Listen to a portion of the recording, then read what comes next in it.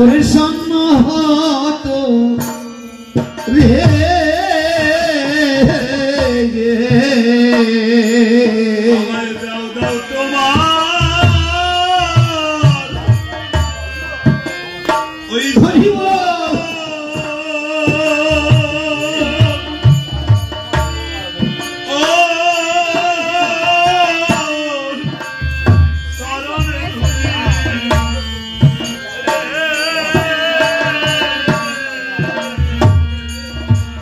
তোমার দাও দাও তোমার ওই চরণ ও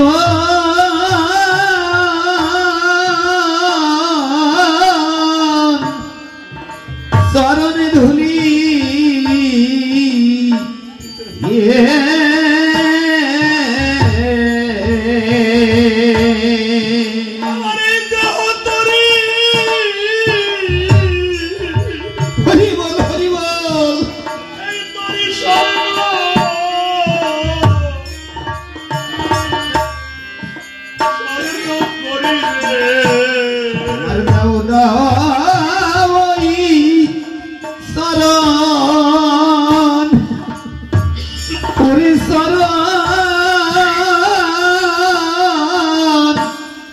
ওই চরণে ধুলি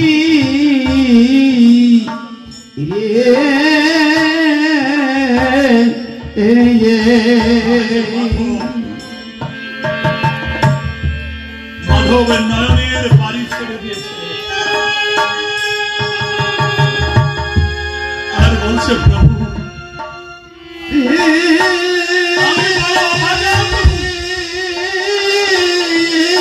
আমার কোন সাধন ভজন নেই, আমার কোন জ্ঞান নেই,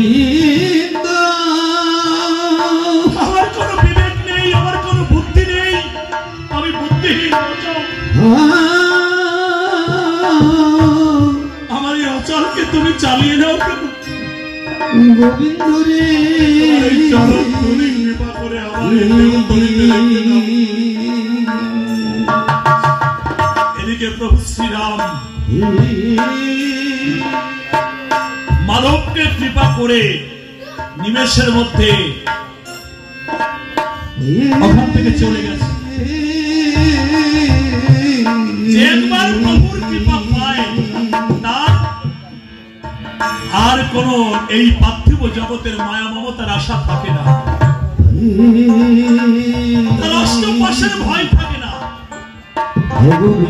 আমার বাড়ি, আমার ঘর, আমার স্ত্রী, আমার পুত্র, আমার সংসার, এ আমার আমিত্ব তার দূর হয়ে যায়।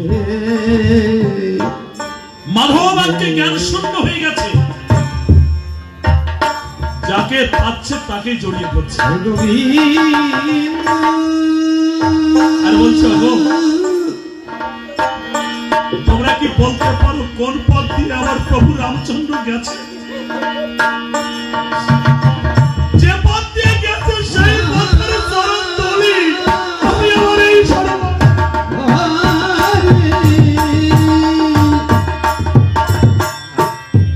কেন উনি আমার এই সংসারে আমার বলতে উনি ছাড়া আর কেউ নাই। যারা এতদিন যাদেরকে আপন ভেবেছি এখন আমি চক্ষু বন্ধ করে দেখতে পেয়েছি এরা সবাই পর, উনি আমার আপনজন। এই উনার সন্ধানে আমি আজ থেকে আর এই ঘাটে খাওয়া দিব না। মাধব যাকে পাই তাকেই জড়িয়ে ধরছে। পথিক ছুটে গিয়ে ডুমন্নিকে ডেকে বলছে, ডুমন্নি তোর মাধব পাগল হয়ে গেছে, যাকে পাচ্ছে তাকে জড়িয়ে ধরছে, মা বলে ডাকছে। ডুমন্নি রন্ধন ফেলে রেখে ছুটে গেছে ঘাটের দিকে। দেখতে পাই মাধব ওই ধুলার মধ্যে ঘোরাঘুরি যাচ্ছে আর জয় শ্রীরাম বলেছে।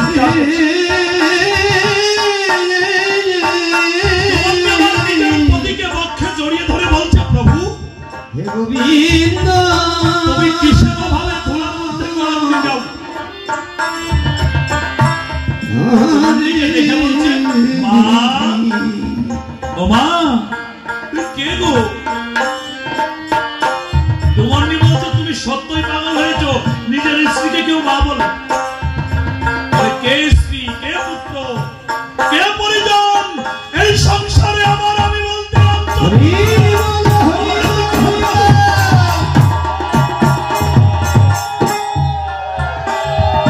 এই জগতের সবাই আমার মা।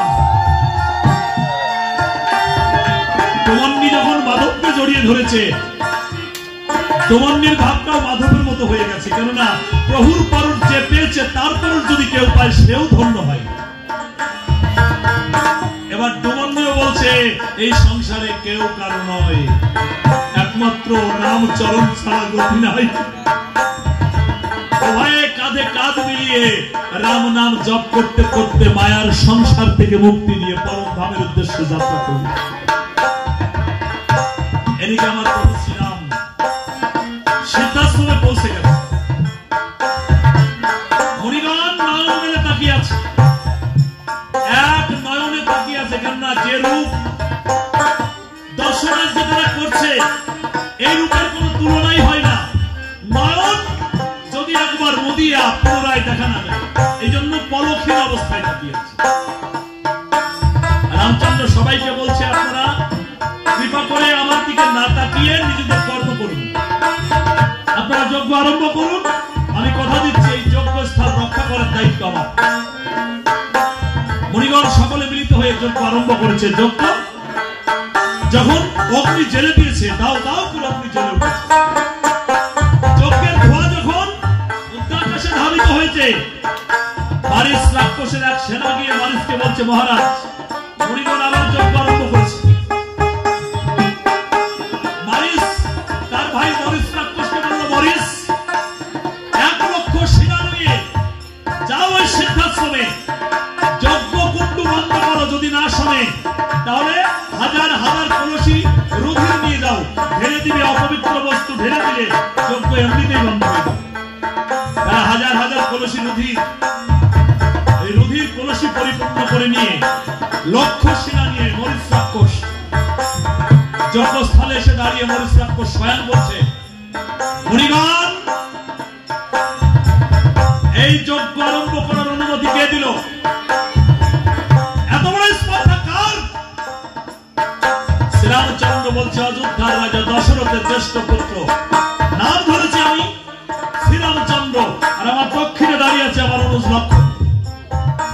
আমরাই অনুমতি দিয়েছি। কেননা এই যজ্ঞ সম্পূর্ণ না হলে দেশ ও দশের অকল্যাণ হতে পারে, যজ্ঞের প্রয়োজন আছে। মহেশ রাক্ষণ বলছে দাদা মারিচের আদেশ, এই দেশে কোনো যজ্ঞ হবে না, কেউ করতে পারবে না। বালক এখনো তোমার মুখে মাতৃস্তনের দুগ্ধের গন্ধ শোনা যায়, এখনো যার মুখে মায়ের দুধের গন্ধ শোনা যায়, সে আদেশ দিয়েছে যজ্ঞ হবে, তাই তো? একটা বালককে বধ করে আমার এই হাত অপবিত্র করতে চাই না। তাই মায়ের সন্তান মায়ের কোলে ফিরে যাও, তা না হলে কিন্তু এবার দেখবো না যে তোমরা শিশু।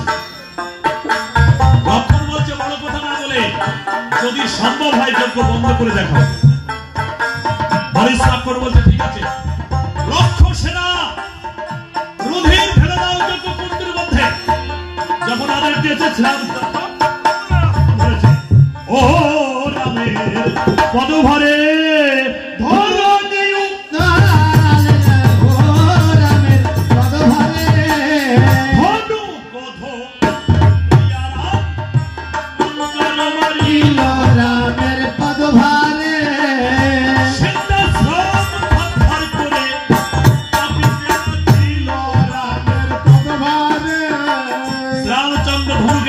দিয়েছে, সিদ্ধাশ্রম থরথর করে কাঁপছে। আর রামচন্দ্র কি করেছে? গরুল গরুল রামের পদভারে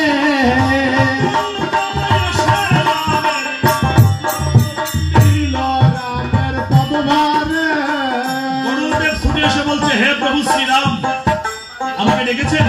বলছে গরুল এই যজ্ঞ কুণ্ড তোমার পাখা দিয়ে ঘিরে দাও, উপর থেকে রুধির ছাড়ছে, এই অপবিত্র বস্তু এই যজ্ঞ কুণ্ডের মধ্যে যেন না পড়ে, এটা আমার আদেশ। আর আদেশ পেয়ে গরুল পক্ষী পাখা বিস্তারিল রামের পদভারে, পাখা দিয়ে যজ্ঞ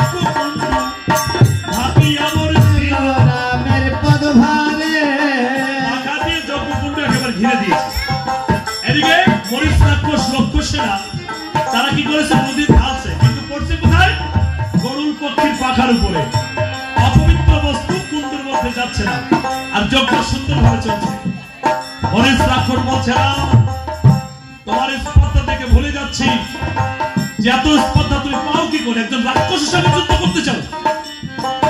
এখনো বলছি রাম, তোমার গরুকে ফিরিয়ে দাও, আর প্রাণে বাঁচতে চাই এখান থেকে মায়ের সন্তান মায়ের কোলে ফিরে যাও। শ্রীরামচন্দ্র বলে, আজি রাক্ষস দিব রামের পদভারে করি, আমি শ্রীরাম কাউকে যেতে দিব না মায়ের কোলে। রামের পদভারে এখানে যারা আছে কাউকে মায়ের কোলে ফিরে যেতে দিব না। সবাইকে পাবে, আমি একটা মানে পাবো, দ্বিতীয়বার আমি হাতে দিব না। এক মানে লক্ষ্য সেনা শেষ করবো, এটা আমার প্রতিজ্ঞা। লক্ষ্য সেনা এই সিদ্ধাশ্রমে রামের পদভারে রামের পদভারে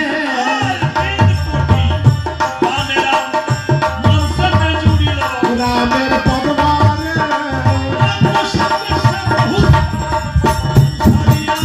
রামের পদভারে পাখির মতো ভূতলে পড়িল। রামের পদভারে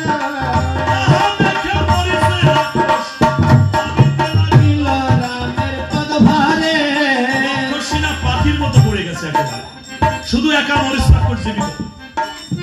রামচন্দ্র বলে, তোমাকেও মায়ের করে ফিরে যেতে দিচ্ছি না, তোমাকেও বাদ করবো।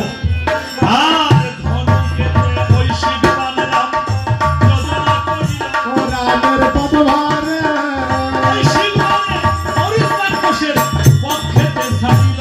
রামের পদভারে পক্ষেতে বিধি আবার অঙ্গ হল তার। রামের পদভারে মরিল সেই মরিচ রাক্ষস ঘরেরই রামের পদভারে ওই শিব মানে মরিচ রাক্ষসকে মেরে ফেলেছে।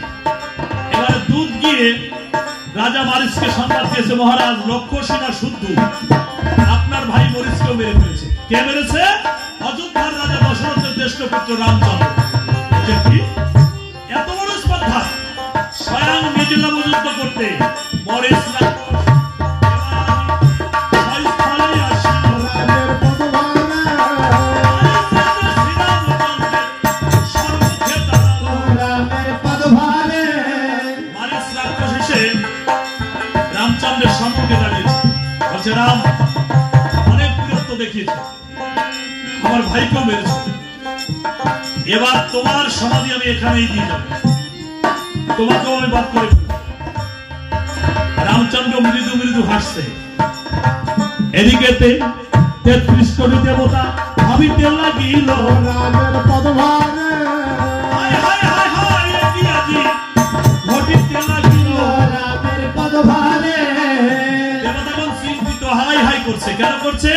যদি মারিচ রাক্ষস মরে যায় তাহলে সীতা হরণ হবে না, আর সীতা যদি হরণ না হয় তাহলে রাবণ বধ হবে না।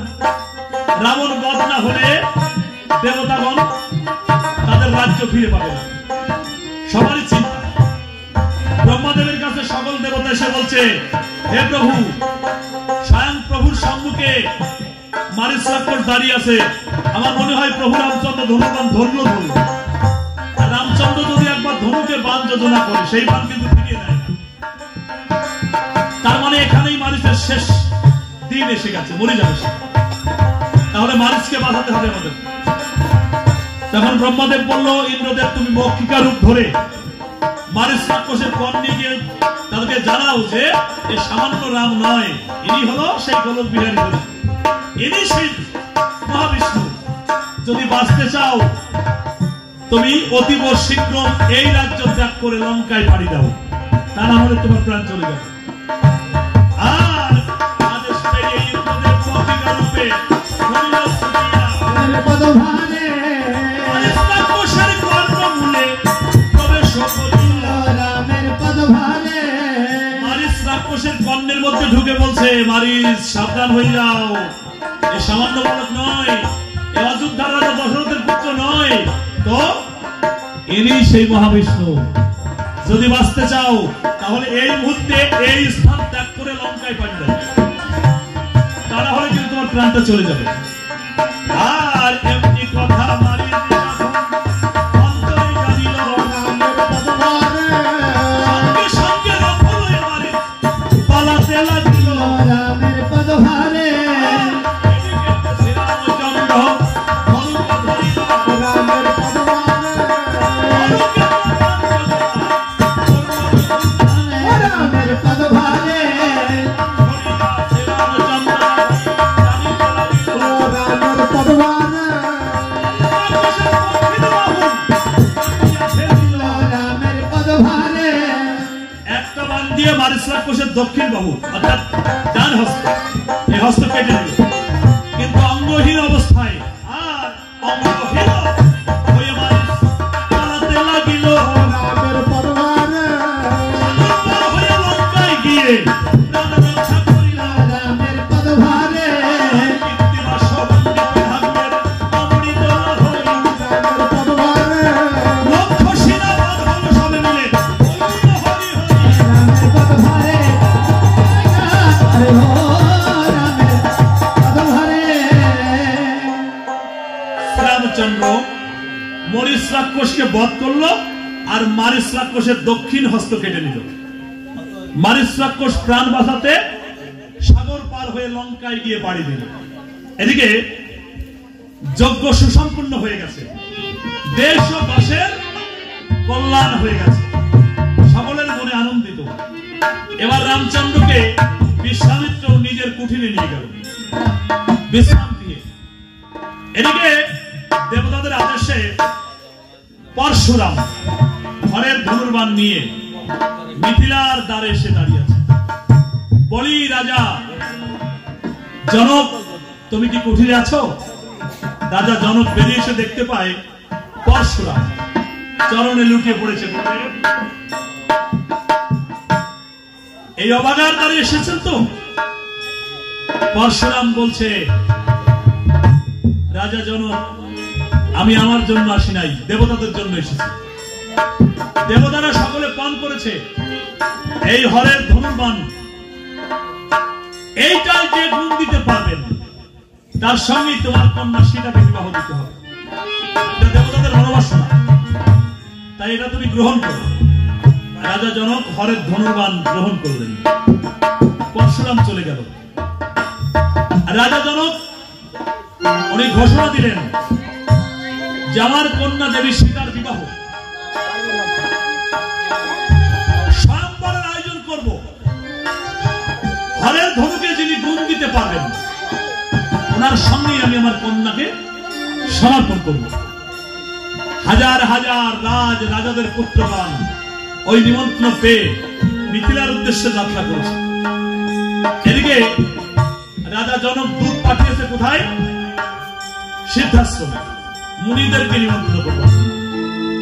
বিশ্বামিত্র মুনির দ্বারে এসে দূত দাঁড়িয়ে বলছে, মহারাজ জনকের জয় হোক, জয় হোক মহামুনিবার বিশ্বামিত্র।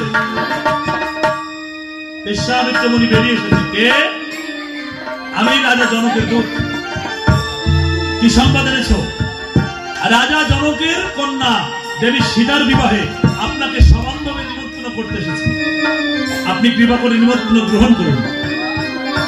বিশ্বামিত্র মুনি বলল, ঠিক আছে, আমি গ্রহণ করলাম, যথাসময়ে আমি ওখানে পৌঁছে যাবো। যাও, এবার তুমি দেশে যাও। দূত চলে গেল।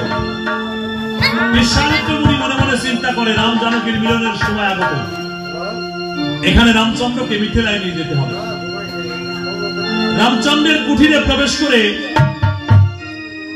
বিশ্বামিত্র মুনি বলছে, রাম লক্ষণ সবাই ছুটে এসে বলছে, গুরুদেব আপনি আমাদের ডাকলেই পারতেন, আপনি কেন এলেন? মানে না, আমি কিছুদিনের জন্য মিথিলায় যাব, তোমরা এখানে থাকো, মিথিলা থেকে ঘুরে এসে তোমাদের দেশে পৌঁছে দেব। লক্ষণ বলছে, গুরুদেব আশা জাগে, শুনেছি মিথিলায় অনেক সুন্দর সুন্দর পুষ্প, সুন্দর সুন্দর ফল পাওয়া যায়, যদি কৃপা করে আমাদের দুই ভাইকে নিয়ে যেতেন তাহলে আমরা একটু কৃতার্থ হতাম। সুদেব মনে মনে চিন্তা করে আমি তো নিয়েই যাব, আশা আছে, কিন্তু তোমাদের অনুমতি না পেয়ে কি করে নিব? ঠিক আছে, হ্যাঁ রাম, হ্যাঁ লক্ষণ, আমি তাহলে তোমাদের নিয়েই যাচ্ছি। এবার রামচন্দ্র, ঠাকুর লক্ষণ এবং বন্ধু বান্ধব কিছু মুনি সকল একত্রিত হয়ে মিথিলার দ্বারে এসে দাঁড়িয়েছে। রাজা জনক সংবাদ পেয়ে ছুটে এসে বিশ্বামিত্র মুনির চরণ ধৌত করলেন। সবান্ধবে উনি অতিথিশালায় নিয়ে গেলেন, আর রামচন্দ্রকে রাজ অতিথিশালায় পাঠিয়ে দিলেন। এদিকে সীতা, উর্মিলা, মান্ডবী, সুতপ্রীতি এরা হলো 4 বোন। রাজা জনকের হলো কন্যা 2টা, সীতা এবং উর্মিলা। আর রাজা জনকের ভাই কুশধ্বজ, তার হলো 2টি কন্যা, সুতপ্রীতি আর মান্ডবী। এই হলো 2 ভাইয়ের 4টি কন্যা। এরা কিন্তু 4 বোন খুব প্রিয় ছিল। একই ঘরে এরা নিশি যাপন করত। তার নিশিতে দেবী সীতা বসে আছে। উর্মিলা বলছে, দিদি আমার মনে হয় গভীর চিন্তায় পড়ে গেছিস, কি হলো? না বোন, আমার বিবাহের পথ চলছে, তো হয়তো 2-1 দিনের মধ্যেই আমার স্বয়ংবর হবে, কিন্তু আমি চিন্তা করছি মনের মতো পতি পাবো তো? উর্মিলা বলছে, পাবো না কেন? তবে যদি আমি শুনেছি হর পার্বতীর চরণে যদি ভক্তি ভরে পুষ্প প্রদান করা যায়, তাহলে হরের মতো পতি নাকি লাভ করা যায়। তাহলে দিদি চল না, আজকের প্রভাতে আমরা হর পার্বতীর মন্দিরে গিয়ে হর পার্বতীর চরণে পুষ্পাঞ্জলি প্রদান করি। 4 বোন যুক্তি করেছে। নিশি যখন প্রভাত হলো, 4 বোন মিলে পুষ্পবনে এসে গেছে। পুষ্পবনে এসে অঞ্চল পেতে পেতে পুষ্প চয়ন করছে। এদিকে রামচন্দ্র এবং লক্ষণ ওই বনের মধ্যে প্রবেশ করছে। দেবী সীতাকে দর্শন করে শ্রীরামচন্দ্র এক দৃষ্টি দিয়ে তাকিয়েছে। দেবী সীতাও রামচন্দ্রের দিকে এক দৃষ্টিতে তাকিয়েছে। দর্শন। লক্ষণ বলছে, দাদা পরের রমণীর দিকে তাকানো হঠাৎ অপরাধ কিন্তু। শ্রীরামচন্দ্র বলছে, ভাই লক্ষণ কি বলবো, সত্য কিন্তু এটাই, নিশিতে আমি যাকে স্বপ্নে দেখি এই হলো সেই নারী। আমার মনে হয় জনম জনমের ছিল চেনা এই নারী, আমার আপন জন, কিন্তু কোথায় সাক্ষাৎ হয়েছে সেটাই মনে নেই। কিন্তু মন বলছে এই আমার আপন জন, কিন্তু কে সে? এদিকে উর্মিলা বলছে, দেবী সীতাকে, দিদি এই পুরুষটার দিকে তাকিয়ে আসিস, পরিচিত নাকি? না, পরিচিত নয়, কিন্তু আমার মনে হয় কোথায় যেন দেখেছি। তবে বোন, আজকে যে অঞ্চল পেতে পুষ্প চয়ন করলাম, এই পুষ্প দিব হরের চরণে, পার্বতীর চরণে। আর তাদের কাছ থেকে চাইব, যদি কোনোদিন কাউকে প্রতিরূপে পাই, তাহলে এই পুরুষ ছাড়া অন্য পুরুষের গলে আমি যেন মালা না দিই। এই হবে আমার জীবনের প্রথম এবং জীবনের শেষ। এই পুরুষটি আমি পতি করব। এই বলে হর পার্বতীর মন্দিরে চলে গেছে 4 বোন মিলে। হর পার্বতীর চরণে ভক্তি ভরে পুষ্প যখন দিয়েছে, ওই পুষ্প যখন ফেলেছে, স্বয়ং কৈলাসে গিয়ে হর পার্বতীর চরণে ওই পুষ্প পড়েছে। পার্বতী বলছে, কি হলো? পুষ্প এলো কোথা থেকে হঠাৎ করে? হর মৃদু মৃদু হাসে আর বলে, দেবী এই পুষ্পটি কে ফেলেছে জানো? কে? জনক নন্দিনী দেবী সীতা। কি চায় সে? রামের মতো পতিকে চায়। ও তাহলে এই হলো সেই জগৎ লক্ষ্মী সীতারূপে? বলে হ্যাঁ। আর এই সেই জগৎ গুরু আজকে তিনি রামরূপে। তাহলে তো মিলন দর্শন করতেই হয়। হচ্ছে নিশ্চয় আমরা মিলন দর্শন করব, কিন্তু সীতা দেবী প্রার্থনা করেছে রামচন্দ্রকে প্রতিরূপে পাবো। আজকে জগৎ গৌরী দশভুজা দেবী বলছে ওদের উভয়ের মনোবাসনা পূর্ণ হোক। স্বয়ং জগৎ জননীর আশীর্বাদ। এবার স্বয়ংবর শুরু হয়ে গেছে। হাজার হাজার রাজ রাজাদের কন্যাগণ আজ সীতার সঙ্গে বসে আছে। এদিকে হাজার হাজার রাজপুত্রদ্বয় দেবী সীতাকে বিবাহ করবার জন্য মনোবাসনা করে এসে গেছে। কিন্তু যখন হরের ধনুর্বাণ ভঙ্গ করার পর আরম্ভ হবে, ঠিক সেই সময় সিংহদ্বারে কোলাহল, প্রচন্ড কোলাহল। রাজা জনক বলছে, কি হলো? আমার দ্বারে কোলাহল শোনা যাচ্ছে কেন? কে করছে? দুধ ছুটে এসে বলছে, মহারাজ সর্বনাশ হয়ে গেছে। কি হয়েছে? আপনার দ্বারে অপেক্ষা করছে লঙ্কার রাজা দশরথ, রাবণ। জনক একটু কেঁপে গেছে। ওরে বাবা, লঙ্কেশ্বর রাবণ কেন আমার দ্বারে এলো? ভয় পেয়ে গেছে, তবুও যেতে হবে, রাজার আদেশ। করজোরে দাঁড়িয়ে এসে দাঁড়িয়ে বলছে, লঙ্কেশ্বর রাবণের জয় হোক। লঙ্কেশ্বর রাবণ বলছে, নিশ্চয়ই তুমি জনক রাজা, তাই তো? হ্যাঁ। আচ্ছা, তোমার নাকি একটা সুন্দরী রূপবতী কন্যা আছে? হ্যাঁ আছে। আজকে এত রাজ রাজাদের পুত্র এখানে কেন এসেছে? আমার কন্যা স্বয়ংবর, তাই নাকি? তাহলে তো শুভ দিনে এসে গেছে। কিন্তু আমি লঙ্কেশ্বর রাবণ এই ত্রিভুবন জয় করেছি, এই বাহুবল। আমার মতো জামাই কি খুঁজলে আর পাবে? মানে মানে এটাই, তোমার এই কন্যাকে আমি পাটেশ্বরী রানী করে আমি আমার এই বাংলা হতে চাই।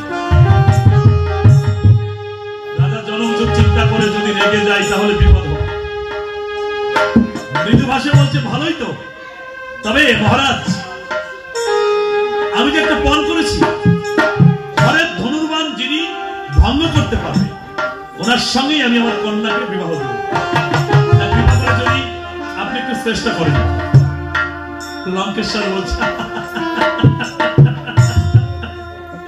আরে এই বাহু বলে ত্রিভুবন জয় করলাম আমি, আর সামান্য হরের ধনুর্বাণ ভঙ্গ করতে হবে, এটা আমার বা হাতের খেল। কিন্তু এত কিছু কেন করবো? কন্যাটা দিয়ে দাও, আমি গিয়ে চলে যাই। জনক বলছে, আমি শুনেছি সত্যের পূজারী, বেদজ্ঞ পণ্ডিত, নিশ্চয়ই ধর্ম ভঙ্গ করতে চাইবেন না। হ্যাঁ, ঠিক বলেছেন, তাহলে আপনি চেষ্টা করুন। রাজা দশরথের মনে অহংকার, অহংকার নিয়ে যখন ওই বানের কাছে এসে বান হাত দিতে একেবারে সিংহদ্বারের পিছনে গিয়ে পড়েছে। যখন পড়ে গেছে তখন চিন্তা করে এই পোড়া মুখ নিয়ে আর কি করে ওখানে যায়। যাক, আশা মিটে গেছে, উনি ওখান থেকে বিদায় নিয়ে চলে গেল লঙ্কায়। এবার শুরু হয়ে গেছে ধনুর্বাণ ভঙ্গের পর্ব। কিন্তু দুঃখের বিষয় এটাই, যত রাজ রাজার পুত্র আছে ভঙ্গ তো পড়ে থাক, বান কেউ তুলতে পারছে না, কেউ পারে নাই। ধরে যে তুলবে সেই শক্তি কারণে রাজা জনক বিরক্তি ভোগ করে বলছে, আমি নিমন্ত্রণ করেছিলাম সুপুরুষদের, কিন্তু এখানে যারা উপস্থিত আছে সবাই দেখছি কাপুরুষের বাচ্চা, কারো মুখ দেখতে চায় না, দূর হয়ে যাও। যখন কাপুরুষ বলেছে, লক্ষণ সঙ্গে সঙ্গে দাঁড়িয়েছে, দাঁড়ান মহারাজ। এখানে কিন্তু সকলেই অংশগ্রহণ করে নাই, আপনি গোটা পুরুষ জাতিটাকেই কাপুরুষ বলছেন। আপনার জানা উচিত ছিল যেখানে রাজা দশরথের পুত্রগণ রয়েছে।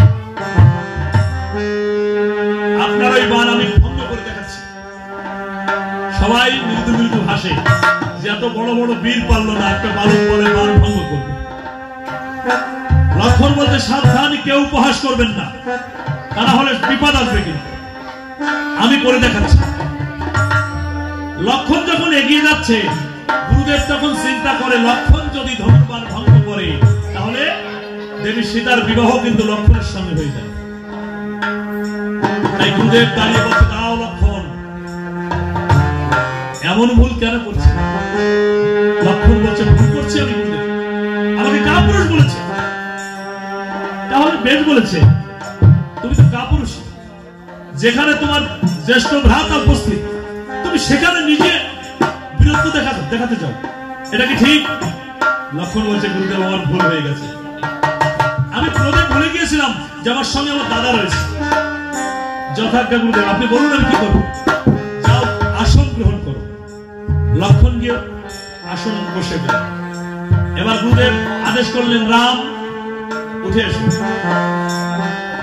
রামচন্দ্র চলে এসেছে, বলতে যাও আমি তোমার গুরু হয়ে আদেশ করছি, হরের ধনুর্বাণ ভঙ্গ করো। শ্রীরামচন্দ্র বলছে যথার্থ। যখন রামচন্দ্র ধনুর্বাণের সম্মুখে দাঁড়িয়েছে, দেবী সীতা, উর্মিলা, সুদক্ষিতি, মান্ডবী একসঙ্গে হর পার্বতীকে ডাকছে, হে জগৎ জননী মা, হে জগৎ গুরু প্রভু শ্রী হর, আমি আমাদের শক্তি আমি ওই রামচন্দ্রের মধ্যে দান করলাম। অর্থাৎ দেবী সীতার দেহে যত শক্তি আছে সকল শক্তি স্বেচ্ছায় রাম চরণে দান করে দিলেন, আর হর পার্বতীর কৃপায় ওই শক্তি রামের মধ্যে প্রবেশ করল। এবার রাম চতুরাংশে বিভক্ত হলেও দুই শক্তি যখন এক হয়ে গেছে, উনি পূর্ণতা লাভ করেছেন। মহাশক্তিশালী প্রভু শ্রীরাম অনায়াসে উঁচু করেছে, ধরে ফেলেছে। সবাই অবাক হয়ে বসে আছে, সর্বনাশ, আমরা কেউ তুলতে পারলেন না, একটা বালক পান তুলে নিয়েছে। এবার রামচন্দ্র গুরু নাম জপ করছে, নিজের পিতাকে স্মরণ করে, হরের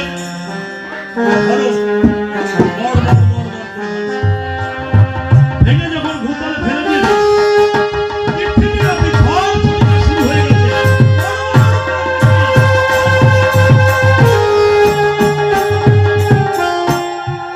মনে হচ্ছে পৃথিবী ধ্বংস হয়ে যাচ্ছে, নদীর জল উথলিয়ে পড়ছে।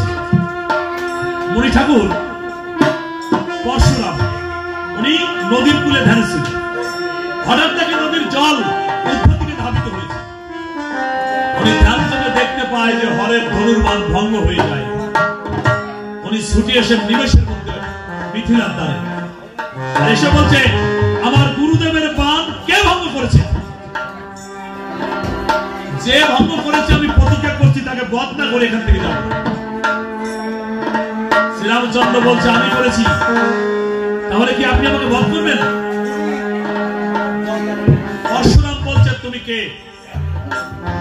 শ্রীরামচন্দ্র পরিচয় দিলেন, আমি অযোধ্যার রাজা দশরথের জ্যেষ্ঠ পুত্র শ্রীরামচন্দ্র নাম আমার। পরশুরাম বলছে, রাজা দশরথ হল আমার শিষ্য, আর আমার শিষ্য তার নিজের ছেলের নাম রেখেছে রামচন্দ্র, আমার নামের সঙ্গে নাম মিলিয়ে রেখেছে। আমি হলাম পরশুরাম আর সে হলো শ্রীরাম, কিন্তু রাম সম্পর্কে তুমি আমার নাতি। তার মানে এটা নয় যে নামের সঙ্গে নামের মিল থাকলেই তুমি আমার থেকে শক্তি পাবে। তবে হ্যাঁ, আমার প্রতিজ্ঞা কিন্তু আমি পূর্ণ করবই, আমি তোমাকে বধ করবো। তার অগ্রে আমি তোমাকে একটা সুযোগ দিব। সুযোগ, তুমি অনেক ধনুর্বাণ ভঙ্গ করেছ, আর আমার এই ধনুকে তুমি যদি গুণ দিতে পারো, মানে বাণ যোজনা করতে পারো, তাহলে আমি স্বীকার করবো যে তুমি আমার থেকেও শক্তি দাও। আর যদি তুমি গুণ যোজনা করতে না পারো, তাহলে তোমার মৃত্যু আমার হাতে হবে, প্রতিজ্ঞা করছি। রামচন্দ্র বলছে, ঠিক আছে, যদি আপনার এই ধনুকে আমি গুণ দিতে না পারি, তাহলে আমার মৃত্যু আমি স্বীকার করে নেব। দেন আপনার ধনুর্বাণ। পরশুরাম ভুল করে নিজের ধনুর্বাণ শ্রীরামচন্দ্রের হস্তে অর্পণ করলেন। এখানে কিন্তু এতদিন রামচন্দ্র ছিল অপূর্ণ। পরশুরামের ধনুর্বাণের শক্তি যখন রামচন্দ্রের দেহে প্রবেশ করল, তখন রামচন্দ্রের ভগবান মহাপূর্ণতা লাভ করলেন। এখানে পরশুরামের ধনুকে যখন রামচন্দ্র ধনুর্বাণ বাণ যোজনা করে দিয়েছে, এবারে পরশুরাম ভয়ে থরথর করে কাঁপছে। ওনার দেহে যত শক্তি ছিল সব রামচন্দ্রের মধ্যে প্রবেশ করে গেছে।